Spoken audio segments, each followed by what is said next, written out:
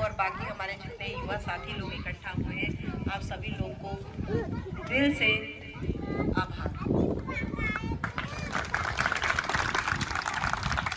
कुछ भी बताने की ज़रूरत नहीं है, हमारा समाज पहले से बहुत जागरूक है, सब बातों को समझता है, पर समय समय उन बातों को रिकॉल इसलिए कराना होता है ताकि ये जो दूसरी पार्टी वाले हैं आके कहीं कुछ भरमा ना जाए हमारे।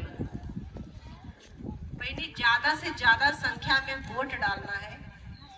एक एक वोट की कीमती है, एक वोट से सरकार बन जाती है, एक वोट से सरकार बच्चों गिर जाती है। जितना आपका, जितने बच्चे 18 साल के इस बार हो गए हैं, आप बच्चियाँ जितने भी 18 साल की हो गई हैं, अगर आपका वोटर ID कार्ड नहीं बना है उसको बनवा लीजिए, BLO से लिस्ट मंगवा लीजिए, आप में से जिसका नाम छूट गया है उसका नाम ऐड करवा लीजिए। 25 अप्रैल लास्ट डेट है।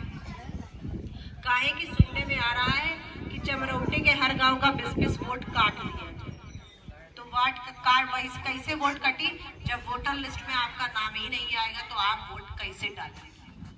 इसलिए सचेत हो जाइए, अपने BLO से मिलकर अपना नाम, अपने परिवार के सारे सदस्यों का नाम चेक करिए, और चेक करने के बाद अगर नाम नहीं है तो BLO से कहिए कि आपका नाम डलवाए, ताकि हर वोट बहन जी के नाम पर पड़ सके।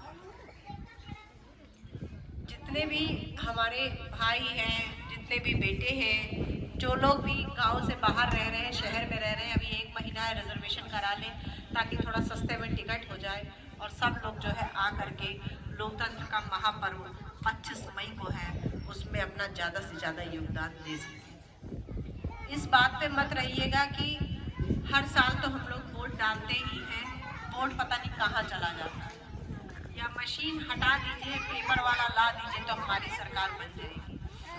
बहनी, परिवार का जो मुखिया होता है वही तय करता है कि कैसे क्या चीज़ घर में बनेगी। ऐसे ही हमारे चुनाव की चीज़ है कि जैसे ही हमारी जो प्राइम मिनिस्टर है वो सुप्रीम पावर है, वो ये तय करेंगे कि हमारा चुनाव कैसे हो। जब सरकार बनी तो उन्होंने जो है ये बैलेट पेपर हटा करके मशीन ले आए। अब अगर बहन जी हमारी प्राइम मिनिस्टर बन जाती हैं तो उनका भी सबसे पहला काम यही होगा कि वो मशीन हटा के बैलेट पेपर ले। काहे कि बहनी, हम लोग एक छोटे से गांव में रहते हैं ना, हम लोगों को कितना दुख है कि हमारी बात नहीं सुनी जा रही है, हमारे हक के लिए कोई बोल नहीं रहा है, हम अपने लिए कुछ कर नहीं पा रहे हैं, अपने समाज के लिए कुछ नहीं कर पा रहे हैं। तो सोचिए, जो हमारे समाज की बहना उत्तर प्रदेश में 4 बार मुख्यमंत्री बनी, उनको कितना दुख लगता होगा कि अपने समाज की वापस की हालत थी। पहले हमारे गांव में इतना विकास हुआ जब हमारी बहन जी मुख्यमंत्री थी। हम लोग जरा सा एक कंप्लेन नोट कराते थे, थाने में जाते थे, थाना अध्यक्ष खड़ा हो जाता था, हमारी बात बड़ी इज्जत के साथ सुनता था और कंप्लेन नोट करता था और उस कंप्लेन पे एक्शन लेता था। लेकिन अब बहनी, कौनो गाँव में अत्याचार हो जाए, बहन बेटी की इज्जत लूट जाए या कोई बात हो जाए, जाइए आप, या तो थाने के अंदर घुसने नहीं पाएंगी, और घुस जाएंगी तो या तो आपकी बात सुनी नहीं जाएगी, और कहीं से थोड़ा दबाव पड़ जाएगा तो मान लीजिए बात सुन भी ली, लिख भी ली, तो लिखने के बाद वो उसी फाइल में दबा दी जाती है, उस पर कोई कार्रवाई नहीं होती है। ऐसा क्यों है? क्योंकि हमारा शासन नहीं है। जब हर चीज़ हमारी तब सुनवाई जाएगी, हमारे हक के लिए लड़ाई तब लड़ी जाएगी जब शासन सत्ता हमारे हाथ में होगी, जब हमारी बहन जी प्राइम मिनिस्टर बनेंगी। तो हमारे पास एक यही मौका है जो ये 5 साल में आता है वोट, जिसको भारी से भारी संख्या में हम इसका इस्तेमाल करके अपने बहन जी के हाथों को मजबूत कर सकते हैं।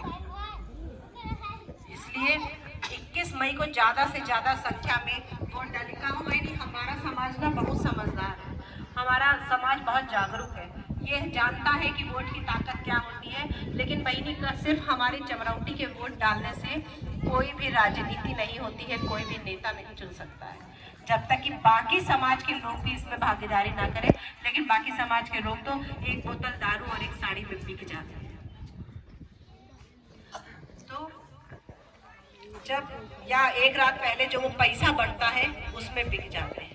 तो बहनी, हम लोग को थोड़ा थोड़ा इस बात को समझना है, दूसरी जातियों में जाके बताना है कि सिर्फ हमारे वोट डालने से नहीं होगा, आपको भी वोट, आपकी भी वोट की भी ज़रूरत है।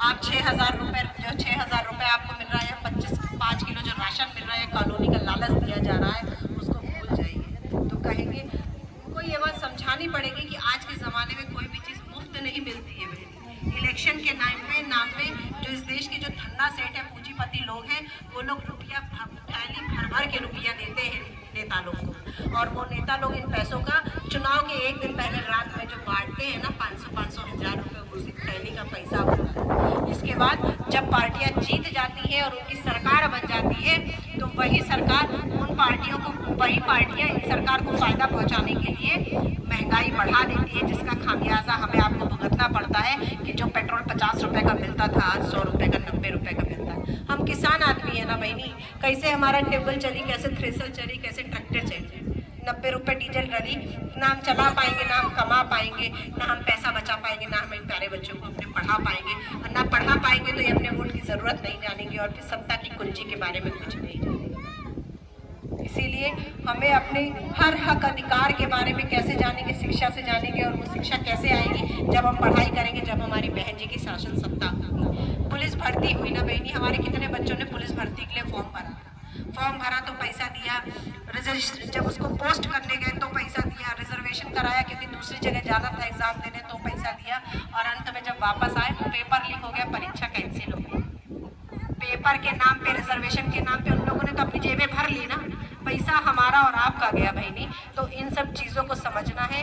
हमारे जो आप जितने युवा बच्चे हैं, जितने बाजार में जाते हैं, जो आपके दूसरी जाति के भाई लोग हैं, उनसे पूछिए हमारी बहन जी का शासनकाल और उनका शासनकाल, महंगाई के बारे में उनको समझाइए। काहे कि बहनी जो हमारे दूसरे भाई लोग हैं, यादव लोग हैं, धोबी लोग हैं, खटीक है, पासी हैं, इन सब लोग से अगर हम एक एक घर से एक एक वोट भी तोड़ ले जाएंगे तो हम अपनी बहन जी के हाथों को मजबूत करने के लिए बहुत सहायता करनी चाहिए।